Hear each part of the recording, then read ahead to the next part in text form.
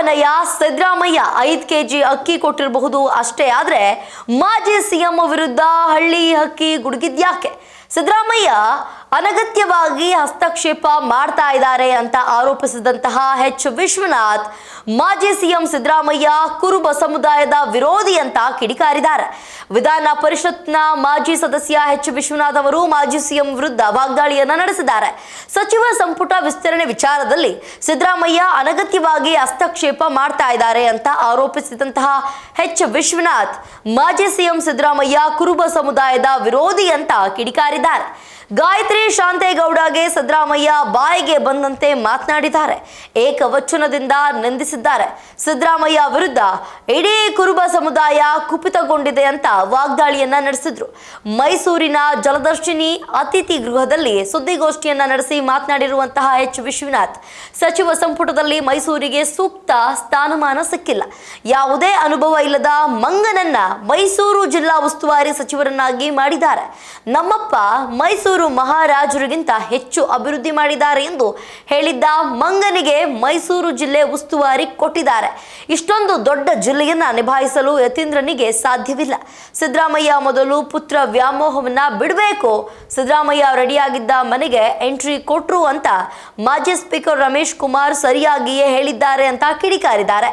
ಮುಂದುವರೆದು ಮಾತನಾಡಿದಂತಹ ಅವರು ಕಾಂಗ್ರೆಸ್ ಹಿರಿಯ ಶಾಸಕ ತನ್ವೀರ್ ಸೇಠ್ಗೆ ಸಚಿವ ಸ್ಥಾನ ನೀಡಬೇಕು.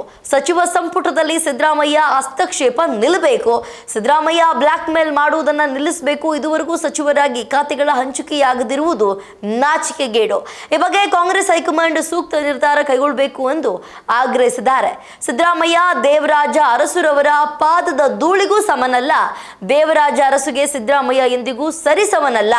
ನೀನ್ಯಾವನಯ್ಯ ಸಿದ್ದರಾಮಯ್ಯ ಅಂತ ಹೇಳ್ಬಿಟ್ಟು ಅನ್ನರಾಮಯ್ಯ ಅಂತ ಹೇಳ್ಕೊಳ್ಳುವ ಸಿದ್ದರಾಮಯ್ಯ ಕೇವಲ 5 ಕೆಜಿ ಅಕ್ಕಿಯನ್ನು ಕೊಟ್ಟಿರಬಹುದು. ಆದರೆ ದೇವರಾಜ ಅರಸು ಅವರು ಉಳುವವನೇ ಭೂಮಿಯ ಒಡೆಯ ಎಂಬ ಕ್ರಾಂತಿಕಾರಿ ನಿರ್ಣಯ ಕೈಗೊಂಡವರು. ಸಿದ್ದರಾಮಯ್ಯ ಇನ್ನು ಮುಂದಾದರೂ ದೇವರಾಜ ಅರಸುರವರಿಗೆ ಸರಿಸಮ ಅಂತ ಹೇಳಿಕೊಳ್ಳುವುದನ್ನ ಬಿಡಬೇಕು. ಹಿರಿಯ ನಾಯಕರಾದಂತಹ ಕೆ ವೆಂಕಟೇಶ್ ಮಹದೇವಪ್ಪನವರಿಗೆ ಸಚಿವ ಸ್ಥಾನ ಕೊಡದೆ ಕಡೆಗಣಿಸಿರೋದು ಸರಿಯಲ್ಲ ಅಂತ ಮಾಜಿ MLC ಎಚ್ ವಿಶ್ವನಾಥ್ ಅವರು ಹೇಳಿದ್ದಾರೆ. ಇನ್ನು ಕಾವೇರಿ ನದಿ ನೀರಿನ ವಿಚಾರವಾಗಿ ಮಾತನಾಡಿರುವಂತಹ ಎಚ್ ವಿಶ್ವನಾಥ್, ಕಾವೇರಿ ನೀರನ್ನ ತಮಿಳುನಾಡಿಗೆ ಹರಿಸುವಂತೆ CWRC ಆದೇಶ ನೀಡಿರುವುದು ಸರಿಯಲ್ಲ. ಈಗಾಗಲೇ ನಮ್ಮ ರಾಜ್ಯದಲ್ಲಿ ಮಳೆಗಾಲ ಮುಗಿಯುವ ಹಂತಕ್ಕೆ ಬಂದ್ಬಿಟ್ಟಿದೆ. ಇಂತಹ ಸಂದರ್ಭದಲ್ಲಿ ತಮಿಳುನಾಡಿಗೆ ನೀರು ಹರಿಸಲು ಸಾಧ್ಯವಿಲ್ಲ. ಈ ವಿಚಾರದಲ್ಲಿ ಸಿಎಂ DK ಶಿವಕುಮಾರ್ ಸರಿಯಾದ ದಿಕ್ಕಿನಲ್ಲಿ ಸಾಗ್ತಾ ಇದ್ದಾರೆ. ತಮಿಳುನಾಡು ಸಿಎಂ ವಿಜಯ್ ಅವರನ್ನ ವಿಶ್ವಾಸಕ್ಕೆ ತೆಗೆದುಕೊಳ್ಳುವ ಮೂಲಕ ಸೌಹಾರ್ದಯುತವಾಗಿ ನಡೆದುಕೊಂಡಿದ್ದಾರೆ. ಈ ವಿಚಾರದಲ್ಲಿ DKಶಿ ನಡೆ ಸ್ವಾಗತಾರ್ಹವಾಗದ್ದು. ಆದರೆ ಕನ್ನಡ ಪರ ಸಂಘಟನೆಗಳು ಬಂದ್ಗೆ ಕರೆ ನೀಡಿರುವುದು ಸರಿಯಲ್ಲ. ಬಂದ್ಗೆ ಯಾರು ಬೆಂಬಲವನ್ನ ನೀಡಬಾರದು ಅಂತ ಹೇಳಿದ್ದಾರೆ. ಇದಾಗಿತ್ತು ಇವತ್ತಿನ ವಿಶೇಷ. ನೋಡ್ತಾ ಇರಿ ಸ್ಪೀಡ್ ನ್ಯೂಸ್ ಕನ್ನಡ. ಸುದ್ದಿ ನಿಮ್ಮದು, ವೇಗ ನಮ್ಮದು.